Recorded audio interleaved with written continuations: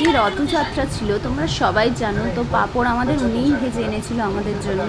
তো আমাদের লক্ষ্মী সোনা দেখো, সেই জায়গাটা কিন্তু ওনার কেনা, বুকিং করা।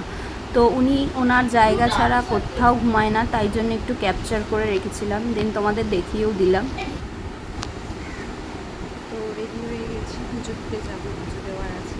তো সবাই জানো আজকে বিপত্তারিণী, তো বিপত্তারিণী আমিও উপোস করেছি। তো রেডি হয়ে গেছি, পুজো দিতে যাবো। যদি ওদিকে পারি ক্যাপচার করতে তাহলেই করবো, নাহলে আমাদের সম্ভব হবে না জন্য।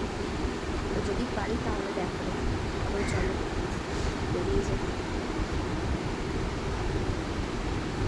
তো সর্বপ্রথম বলি, আমার স্বামী, সন্তান, আমার মা বাবা, আমার শ্বশুর শাশুড়ি, আমার আত্মীয় স্বজন, আমাকে যারা ভালোবাসে, আমি যাদের ভালোবাসি, তারা যেন সব সময় ভালো থাকে, তাদের শুভ কামনা চাই আমি। সব সময় তাদের যেন ভালো হয় আর ভালো হোক।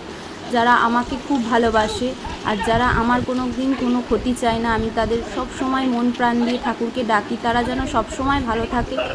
ঠাকুর যেন তাদের সবাইকে ভালো রাখে। সব সময় আমি প্রতি বছর এই কথাই বলে আসি।